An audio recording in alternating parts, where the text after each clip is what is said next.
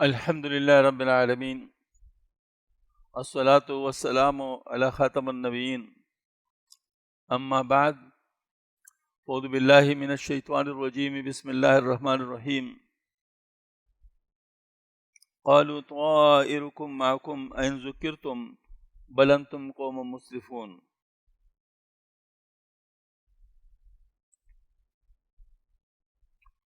حان شهر سفر يتشاءم به بعض الناس ويتطير، كما كان أهل الجاهلية مع هذا الاعتقاد يبتدعون فيه نسي النكر، فأبتله الله تعالى بقوله إنما النسي زيادة في الكفر.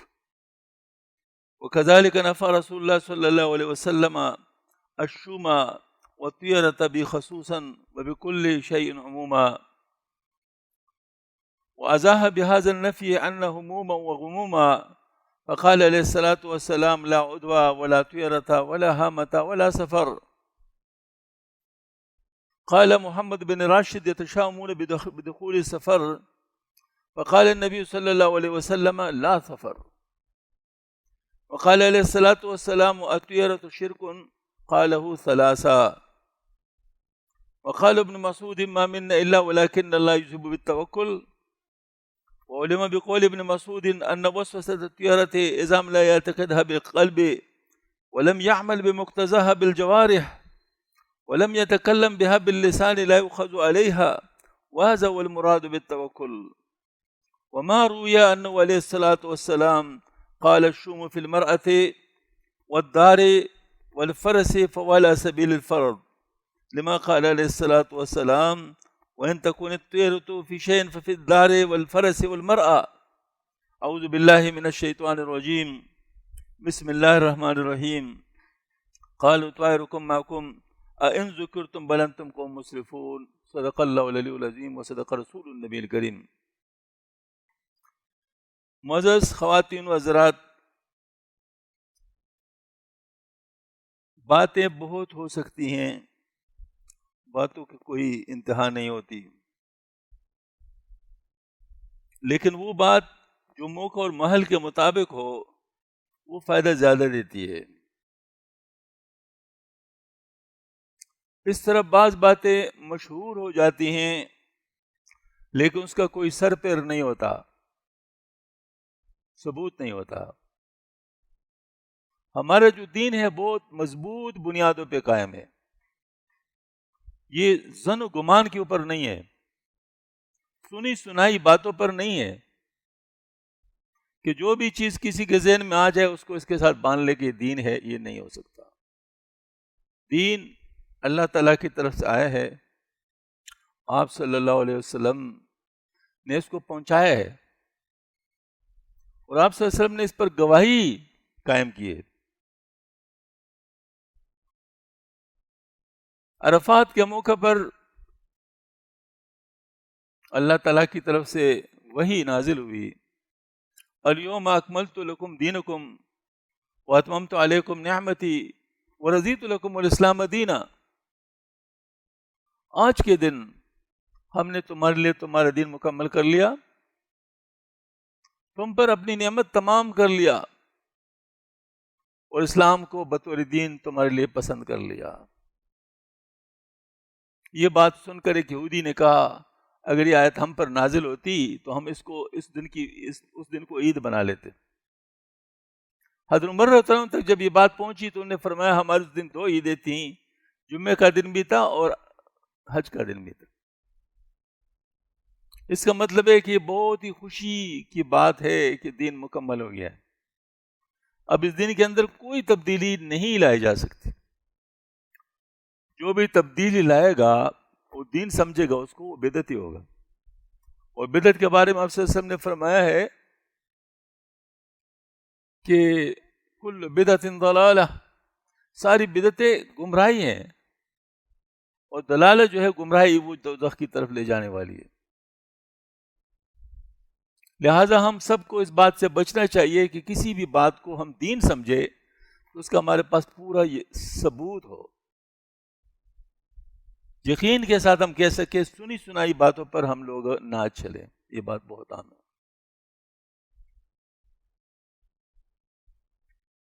اور دوسری بات، ماشاء اللہ آپ صلی اللہ علیہ وسلم نے اسی دن تمام صحابہ کرام سے پوچھا کہ کیا جو اللہ تعالیٰ نے میرے پاس بھیجا تھا میں نے تم تک پہنچا دیا ہے؟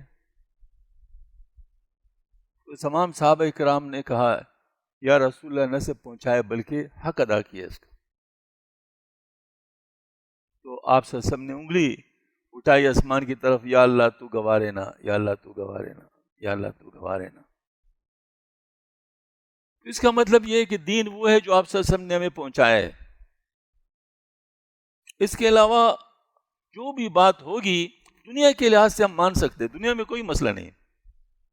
آپ صلی اللہ علیہ وسلم نے خود فرمایا انتم اعلم بامور دنیاکم، تم اپنے دنیاوی چیزوں کو بہت اچھی طرح جانتے ہو. بس میڈیکل ریسرچ اگر ہو جائے کوئی پابندی نہیں، سائنس میں ریسرچ ہو جائے کوئی پابندی نہیں، ایگریکلچر میں ریسرچ ہو جائے کوئی پابندی نہیں، انجینئرنگ میں ترقی کر لے کوئی پابندی نہیں. یہ سارے دنیا کے امور ہیں.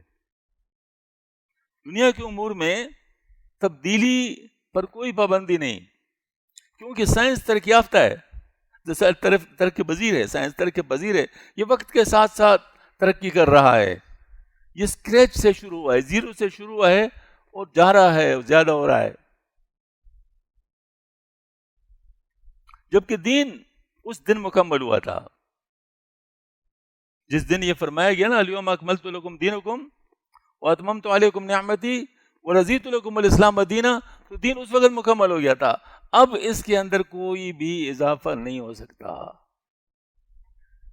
کیونکہ دین ہم خود ڈیولپ نہیں کر رہے. بہت سارے کفار یہ کہتے ہیں کہ قرآن آپ صلی اللہ علیہ وسلم کی لکھی ہوئی کتاب ہے. کیا مسلمان مانتے ہیں اس کو؟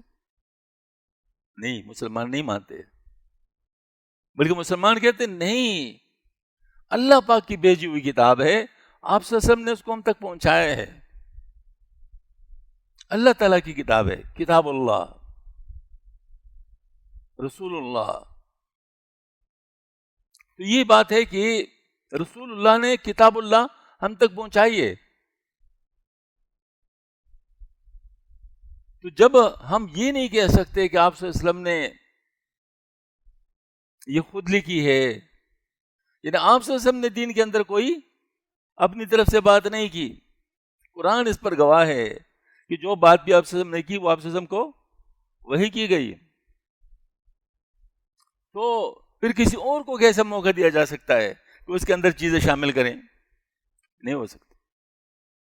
یہ اصولی باتیں ہیں، ان کو اچھی طرح سمجھنا چاہیے. ہمارے دین کا جو مضبوط بنیاد ہے وہ ان چیزوں پر ہے. تو یہ سفر کا مہینہ جو ہے اس کے بارے میں لوگوں نے کئی قسم کی باتیں بنائی ہیں، کئی قسم کی، اور وہ محض ظن اور تخمین پر ہے، اس کا کوئی اصل بنیاد نہیں ہے.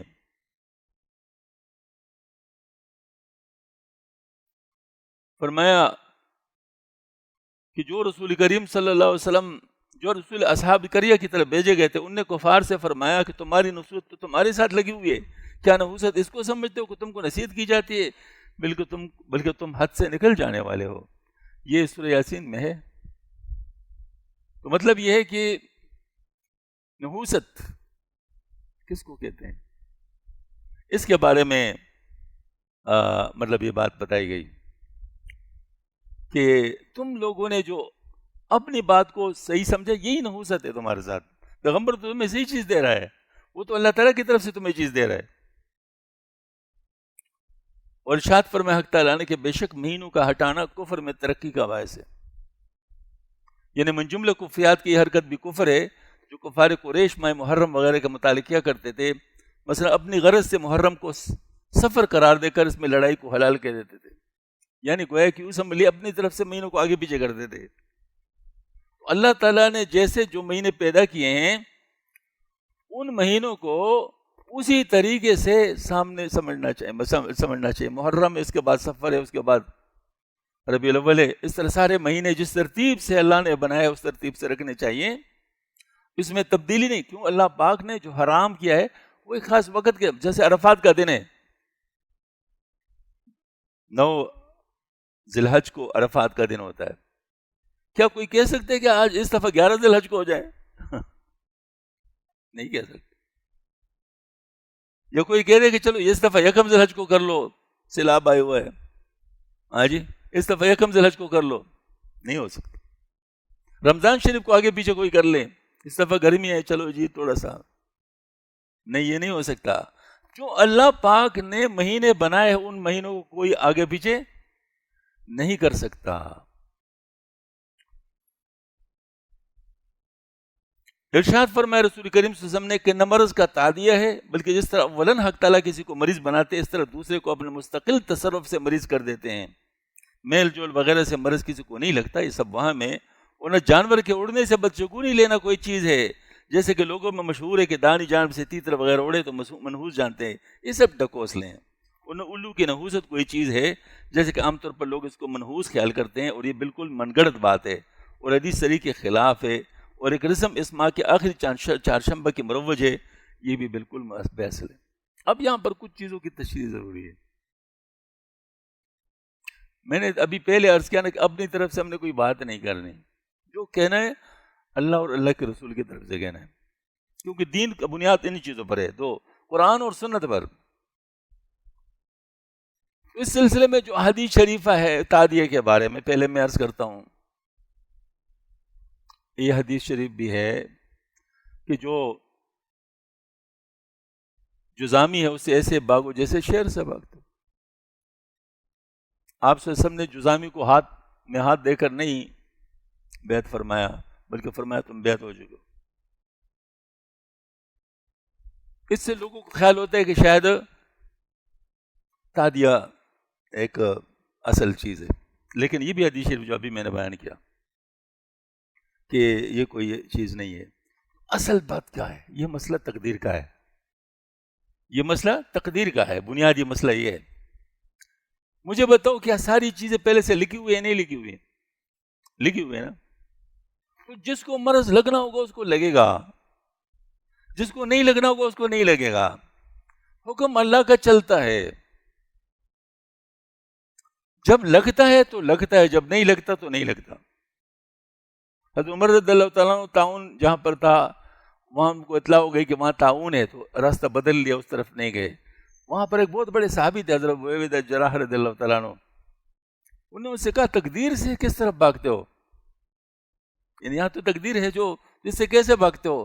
انہیں فرمایا میں تقدیر سے تقدیر کی طرف جا رہا ہوں, جہاں جا رہا ہوں وہاں بھی تقدیر ہے, مطلب کوئی ایسی بات نہیں. اب یہ درمیانی راستہ ہے, سمجھ میں آ گئی. عمر رضی اللہ عنہ نے کون سا کام کیا؟ درمیانی راستہ اختیار کیا.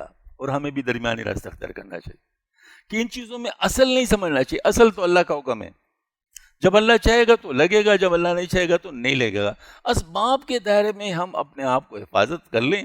ہم لوگ بلا وجہ خواہ مخواہ ابیل مجھے مار نہ کرے, کیونکہ وہم سے انسان کا کیا ہوتا ہے؟ وہم سے انسان کی امیونٹی گر جاتی ہے. آج کل کا ماڈرن ریسرچ ہے. بھائی ڈاکٹر حضرات تو ادھر بیٹھے ہوں گے نا, کوئی نہ کوئی تو ڈاکٹر ہوگا, نہیں ہو تو بتا دیں ان کو, ہاں جی, کہ جس وقت انسان کو کوئی خوف لاحق ہوتا ہے, کوئی مطلب خطرہ ہوتا ہے, وہم ہوتا ہے, اس کی امیونٹی گر جاتی ہے. اب مثال کے طور پر پہلے اس کی مدافعت قوت 100 تھا, اب 50 رہ گیا مثلا, تو جو بیماری اس پہ حملہ کرنا چاہتی کر سکے گی, اس کے خلاف ریزسٹنس میں نہیں ہوگا. تو یہ دلیل ہمیں امیونٹی کو برقرار رکھنے کے لیے کہ بھئی پرواہ نہ کرو, پرواہ نہ کرو. لیکن دوسری طرف اسباب کے دائرے میں عمر رضی اللہ عنہ جیسے کہ اس طرح عمل کر سکتے, ٹھیک ہے نا, اسباب کے درجے میں آپ اپنے آپ کو بچائیں. لیکن اب دیکھو میں جو دوائی کھاتا ہوں, یہ اسپتال میں بیٹھوں کہیں مجھ پر کوئی فتویٰ نہ لگائے, ہاں جی, میں اگر دوائی کھاتا ہوں تو کیا اس سے شور ہے کہ میں ٹھیک ہو جاؤں گا؟ کوئی شورٹی دلائے مجھے, کوئی ڈاکٹر شورٹی دلائے, دلا سکتے ہیں؟ بھئی ڈاکٹر حضرات بھی جس وقت بیمار لاعلاج ہوتے ہیں, یعنی مطلب وہ ان کے بس سے باہر ہو جاتے, پھر کہتے دعا کرو. بھئی یہ پہلے کہنا چاہیے, یہ پہلے سے کہنا چاہیے, مطلب دعا کی ضرورت ہر وقت ہے. پہلے آپ سمجھتے میں کرتا ہوں، پھر کہتے اب اللہ کرے گا. بھائی خدا کے بندے کہاں سے تو آ گیا؟ پہلے بھی اللہ ہی کرتا ہے، بعد میں بھی اللہ کرتا ہے. ہاں یہ بات ہے کہ پہلے تم اسباب اختیار کر رہے ہو تو دوسرے اسباب موجود ہے، اب دوسرے اسباب فیل ہو گئے، اب صرف مسبب الاسباب کی طرف سے حکم موجود ہے. ٹھیک ہے، اس طرح کر سکتے ہو، اس طرح پابندی نہیں ہے، لیکن پہلے اپنی طرف سے نہ سمجھو کہ میں کرتا ہوں، کہو وہ بھی اللہ ہی کرتا ہے. یہ میجر جنرل اجب خان صاحب ہے، میرے دوست ہیں، تو وہ جب بھی نسخہ لکھتا ہے تو اس کے اوپر لکھتا ہے شفا اللہ کے ہاتھ میں، شفا اللہ کے ہاتھ میں. اور یہی بات صحیح ہے، شفا تو اللہ کے ہاتھ میں، اگر اللہ پاک دے گا تو دے گا. آپ یقین کیجئے بڑھیاں یہ گاؤں کی دعائیں دیتی ہے، ایک دعا دیتی ہے وہ مجھے یاد ہے ہمارے گاؤں میں، کم از کم کہتے اللہ تیرے لیے گڑھے کا پانی دارو بنا دے. پشتو میں کہتے خدا تعالیٰ دا منگیو بھی دارو کا، اللہ تعالیٰ تیرے لیے گڑھے کا پانی دوائی بنا دے. یہ وہ دعا دیتی ہے. یہ میرے لیے ثابت ہو چکا ہے، میرے ساتھ یہ ہو چکا ہے. لہٰذا میں تو گواہ ہوں، یہ بات بالکل صحیح ہے. جب اللہ چاہے گا تو گڑھے کا پانی دوائی بن سکتا ہے. ہاسٹل میں بیمار ہو گیا اور شدید بیمار ہو گیا، اتنا بیمار ہو گیا کہ چارپائی سے نہیں اٹھ سکتا تھا. اب میرے ایک تیماردار میرے ساتھ بیٹھا ہوا ہے، ہنس رہا ہے، مطلب وہ ذرا گپ شپی آدمی تھا. ہاں جی، وہ اگر سے کہتے شبیر صاحب نے بڑے گناہ کیے ہیں، اللہ تعالیٰ تیرے گناہ معاف کرنا چاہتے ہیں، ورنہ تم ٹھیک ہی ہو، اب تیرے گناہ اللہ معاف کرنا. میں نے کہا اللہ کرے میرے گناہ معاف ہو جائے. اب صبح سویرے میں اٹھا ہوں، بہت مشکل اٹھنا، لیکن نماز میں پڑھاتا تھا. اب اتنا مشکل سے اٹھا کہ کسی ایک آدمی کو جگا دیا، اس کو کہا باقی کو تم جگا دو. ہاں جی، باقیوں کو اس نے جگا دیا. مسجد بڑی مشکل سے پہنچے، نماز پہلی دفعہ پڑھائی سجدہ سہو ہو گیا، سہو ہو گیا، دوسرے دفعہ شروع کیا سہو ہو گیا، تیسری دفعہ میں نے کہا تو مجھ سے نہیں پڑھی. میں نے کہا خود اپنی نماز پڑھو. میں نے بھی اپنی نماز پڑھی. ایسی حالت.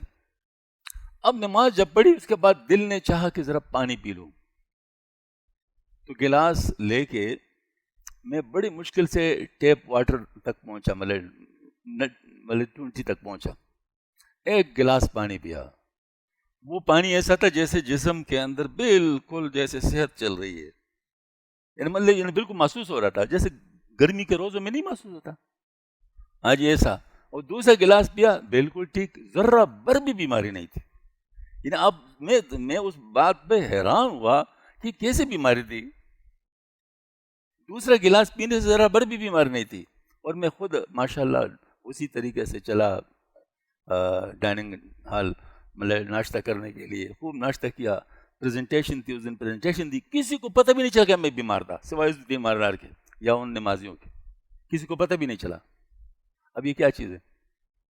بھائی کون سے اینٹی بایوٹک میں نے لی تھی، کون سی اینٹی انفلیمیٹری میں نے لی تھی، کیا چیز میں نے لیا تھا؟ بس اللہ پاک.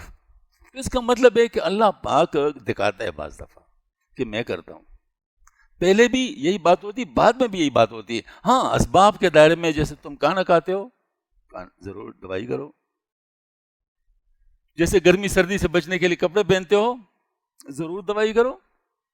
کچھ اور چیزیں جو ہم کرتے ہیں اسباب کے دائرے میں، ٹھیک ہے جی اجازت ہے، اسی طریقے سے تکوینی چیزیں چلتی ہیں، لیکن ساری چیزوں کے اوپر جو فوق ہے وہ کیا چیز ہے؟ وہ اللہ کا حکم ہے. بس اس کو سمجھنا ہے. تو یہ بات یہاں پر اس طرح فرمایا گیا ہے کہ تعدیہ بھی نہیں ہے، نہ جانور کے اڑنے سے بدشگونی لینا کوئی چیز ہے، اور نہ الو کی نحوست کوئی چیز ہے، جیسے کہ عام طور پر لوگ اس کو خیال کرتے ہیں. اس وجہ سے ہم لوگوں کو ان چیزوں سے بچنا ہوگا. اور یہ آخری چہارشنبہ جو اس کا ہوتا ہے، پتہ نہیں آپ لوگوں کے علاقوں میں ہوتا ہے یا نہیں ہوتا، ہمارے علاقوں میں تو ہوتا ہے. چوری بنائی جاتی ہے. چوری آپ لوگ کے یہاں ہوتی ہے؟ وہ آخری بدھ کو اس مہینے کی، وہ کہتے ہیں وہ آپ صلی اللہ علیہ وسلم کے امہات المومنین نے آپ صلی اللہ علیہ وسلم کے صحتیاب ہونے کی وجہ سے وہ جو ہے نا وہ یہ کیا تھا، ہم بھی کرتے ہیں. تو عورتیں بناتی ہے، روٹیاں بناتی ہے، اس کو پھر وہ یعنی ٹکڑے ٹکڑے کر کے اس میں میٹھی چیزیں ڈال کے وہ لوگوں کو تقسیم کرتی ہیں. اس طرح ہوتا ہے. تو یہ چیز بھی کوئی چیز نہیں ہے. آپ صلی اللہ علیہ وسلم نے فرمایا بدفعلی شرک ہے، 3 مرتبہ ایسا فرمایا، بدفعلی شرک ہے۔ مثلا یہ میں باہر گیا اور کوئی بلی آ گئی، اوہ یار یہ بلی آ گئی، بس یہ تو بس واپس، یہ سفر ٹھیک نہیں ہے۔ یہ ہندوؤں کی باتیں، ہندوؤں کی باتیں۔ ہندوؤں کے ہاں تو باقاعدہ بڑے بڑے جو ان کے سیاسی لیڈر ہیں نا، وزیر اعظم اور صدر اور جو بھی، وہ باقاعدہ جوتشی سے باقاعدہ ذائچہ بنواتے ہیں کہ میں سفر کروں یا نہ کروں، میں یہ کام کروں یا نہ کروں، ہر چیز میں اس کا خیال رکھتے ہیں۔ ان کا اثر ہمارے اوپر بھی آ گیا ہے۔ آج کل یہ اخباروں میں آتا ہے نا، وہ آپ کا یہ ہفتہ کیسے رہے گا، خدا کے بندے کیا کہتے ہو، یہ چیزیں تمہیں معلوم ہے، یہ تو اللہ پاک کے علم میں ہے۔ یہ ایک دفعہ شیر شاہ سوری رحمۃ اللہ علیہ، ان کے بارے میں بابر سے کسی نے کہا کہ تمہارے خاندان کو ختم کرے گا، تو شیر شاہ سوری کو نے کہا کہ اس قسم کی باتیں، ان کے بڑے معتمد آدمی تھے، کہ حضرت مجھے جواب دینے کی اجازت ہے؟ کہ جی بالکل۔ تو انہوں نے جوتشی سے پوچھا، پنڈت سے، کہ تیری کتنی عمر ہے، کتنی عمر باقی ہے؟ اس نے کہا 6 سال۔ اس نے ٹک سے تلوار سے اس کا سر اڑا دیا۔ جواب بادشاہ سلامت، جواب حاضر ہے، بادشاہ سلامت، جواب حاضر ہے۔ مگر اس نے کہا 6 سال میری عمر باقی، تو اگر یہ اپنے بارے میں نہیں جانتا دوسرے کے بارے میں کیا جان سکتا ہے؟ تو مقصد یہ کہ یہ کوئی بات نہیں ہوتی۔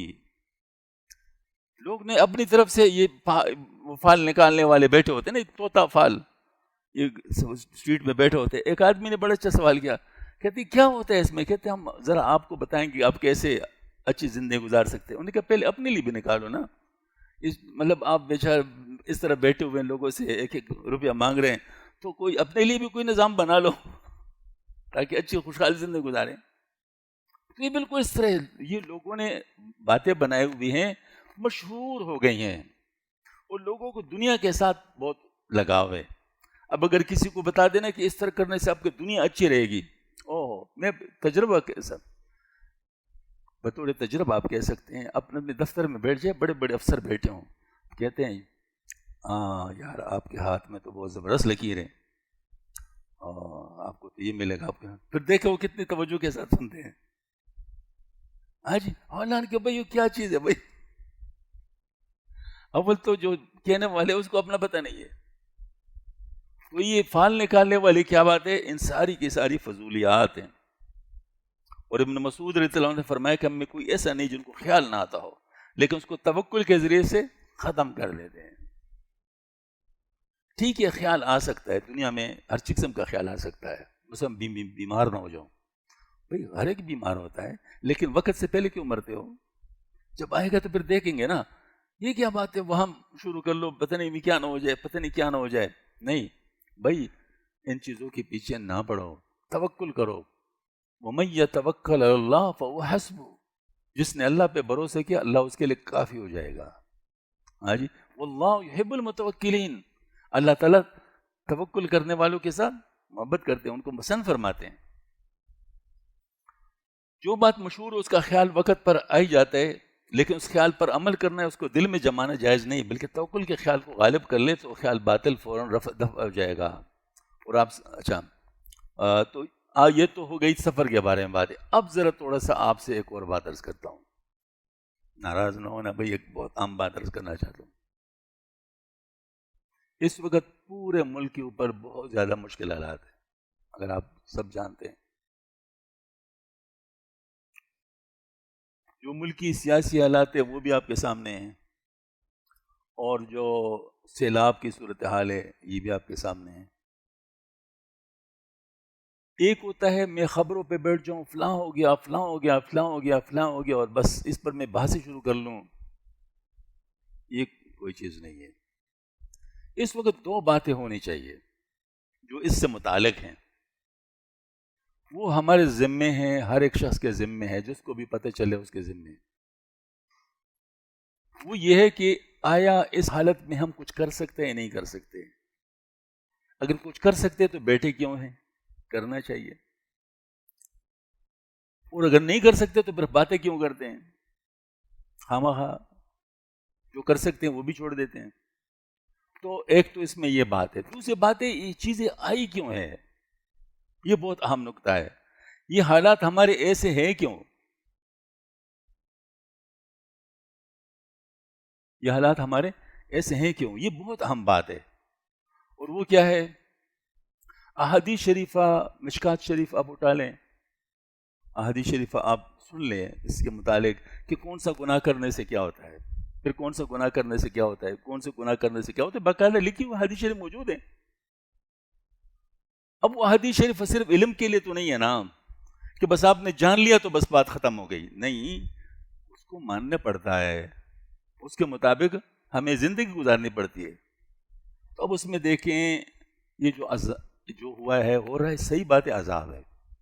معلوم کہتے ہیں اس کو عذاب نہ کہو. بھئی کیوں عذاب نہ کہے؟ کیا عذاب نہیں ہوتا؟ اور کیا ہم گناہ گار نہیں ہیں؟ مجھے بتاؤ کون ہے جو ہم میں سے کہہ سکے کہ میں گناہ گار نہیں ہوں؟ اور گناہ گاروں پہ عذاب نہیں آتا؟ آتے ہیں نا عذاب، لیکن عذاب سے بچنے کے لیے رستے ہوتے ہیں نا، طریقہ ہوتا ہے. حضرت یونس علیہ السلام نے اپنے قوم سے کہا کہ تمہارے اوپر عذاب آ سکتا ہے اگر یہ حالات ہو گئے. اور اس وقت ان کو اندازہ ہوا کہ شاید اب عذاب آنے والا ہے تو مجھے نکلنا چاہیے یہاں سے. کیوں؟ پیغمبر کو بتا دیا نکل جاؤ یہاں سے. ان کو اجتہادی طور پر ایسا محسوس ہوا تو چلے گئے. ان کے ساتھ جو ہوا وہ تو ہو گیا، وہ تو بات کی بات ہے. قرآن شریف میں بھی اس کا موجود ہے، حدیث شریف میں موجود ہے، اس پر میں اس پر بات نہیں کرنا چاہتا، وقت تھوڑا ہے. لیکن بعد میں جب عذاب آ گیا، قوم نے جب یہ حالت دیکھی تو وہ نکل پڑے اپنے گھروں سے. عورتوں نے اپنے بچوں کو بھی اپنے سے جدا کر دیا، وہ بھی رونے لگے، خود بھی رونے لگے، اور اللہ کے سامنے سے دریز ہو گئے. اللہ تعالیٰ نے لائے ہوئے عذاب کو ٹال دیا، لائے ہوئے عذاب کو ٹال دیا، اللہ پاک نے بچا دیا. اس وقت صورتحال یہ ہے کہ عذاب آیا ہوا ہے. کیوں آیا ہوا ہے؟ میں خود نہیں کہتا، میری حیثیت یہ نہیں ہے. قرآن اور حدیث شریف میں اس قسم کی چیزیں موجود ہیں. ہاں البتہ میں آپ کو بتا دوں، کچھ حضرات پہ اللہ تعالیٰ کول لیتے ہیں، ہوتے ہیں اللہ والے، بعض اللہ والے ہوتے ہیں جن پہ اللہ پاک کول لیتے ہیں. اس طرح یہ بات اللہ پاک نے کسی پہ کھولی ہے اور مجھے باقاعدہ میسج کیا، میرے پاس واٹس ایپ پڑا ہوا ہے. میسج یہ کیا ہے کہ 3 باتیں ہیں جن کی وجہ سے عذاب آیا ہوا ہے. 3 باتیں ہیں جن کی وجہ سے عذاب آیا ہوا ہے. پہلی بات،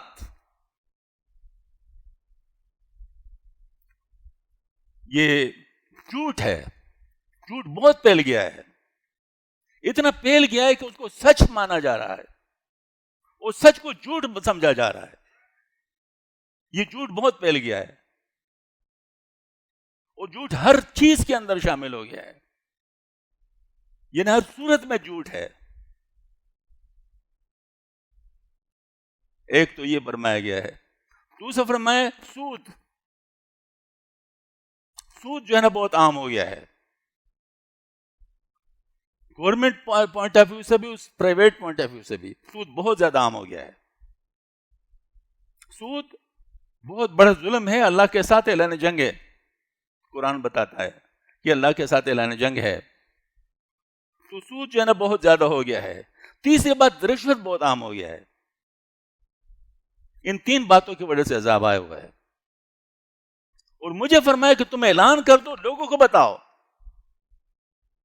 اب اگر میں نہیں بتاتا تو میں مجرم بن جاتا ہوں. اس وجہ سے ہمیں اس سے اپنے آپ کو بچانا ہوگا، توبہ کرنا ہوگا. اور توبہ بھی اجتماعی، شعوری توبہ.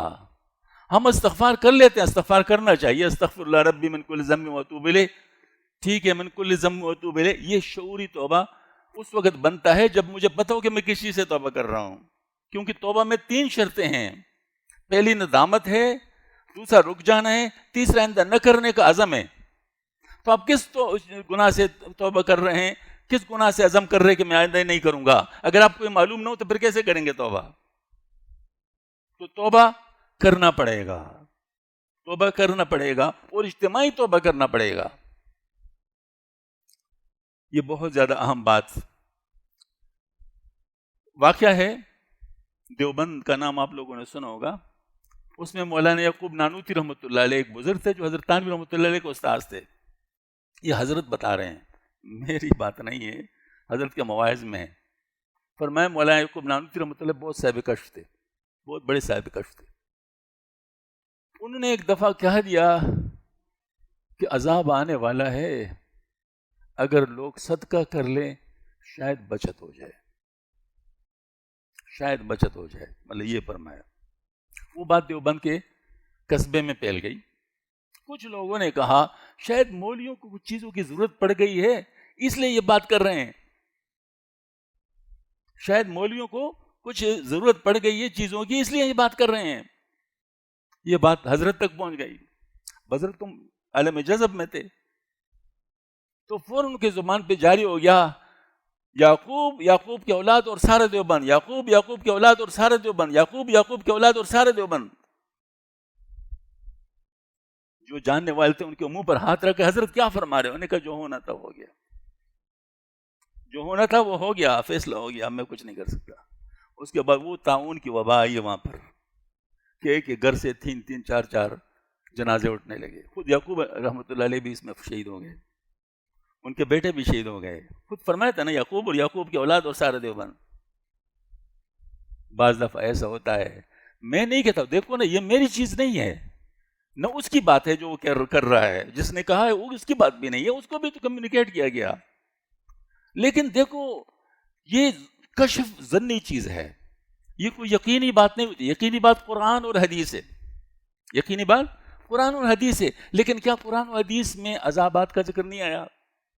قرآن و حدیث میں گناہوں پر خاص گناہوں پر خاص عذابوں کا ذکر نہیں آیا؟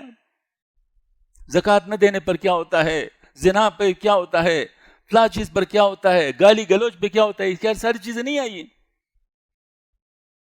یہ ساری چیزیں آ گئی. سود کے بارے میں آیا، قرآن میں بھی آیا، اس حدیث شریف میں بھی آیا. تو یہ چیزیں قرآن حدیث سے پہلے سے ثابت ہے، ان کو تو صرف وقت کے طور پر کمیونیکیٹ کر دیا گیا. تو جو کشف قرآن و سنت کے مطابق ہو وہ ایک انفارمیشن ہے، وہ ایک انفارمیشن ہے. جو قرآن و سنت کے ساتھ ٹیلی نہ کرتا ہو چھوڑ دو اس کو، اس کی کوئی حیثیت نہیں، کیونکہ ذنی چیز ہے، اس کی کوئی حیثیت نہیں. اس میں قوت آتی ہے قرآن و سنت کے مطابق ہونے سے اور قرآن و سنت کے مطابق نہ ہونے سے. اگر نہ ہونے تو کوئی قوت نہیں ہے، اور اگر ہے قرآن و سنت کے مطابق پھر اس میں قوت ہے.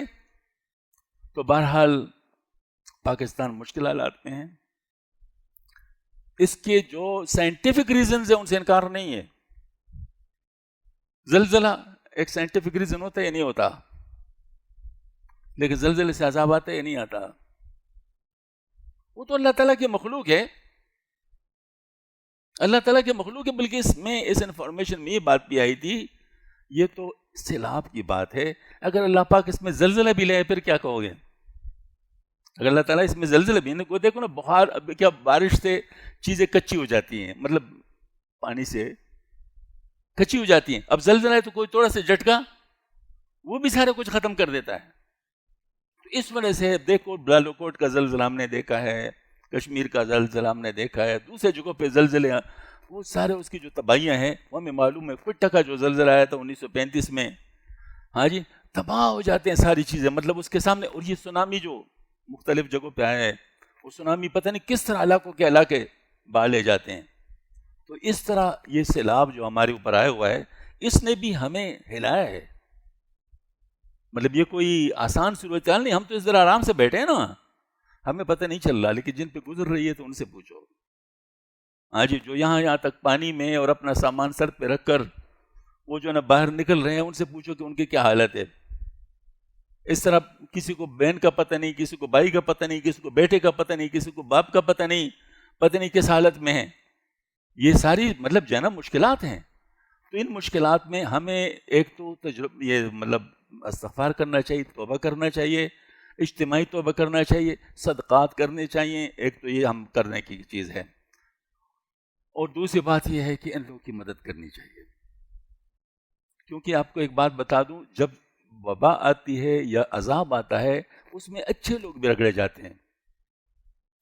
یعنی اللہ تعالیٰ کا یہ نظام ہے. حدیث شریف میں آتا ہے، آپ صلی اللہ علیہ وسلم سے پوچھا گیا کہ کیا اچھے لوگوں پر بھی؟ فرمایا ہاں، وہ تو جس قسم کی عادت پر اس میں تو وہ بھی، لیکن آخرت میں ان کو جدا کر دیا جائے گا.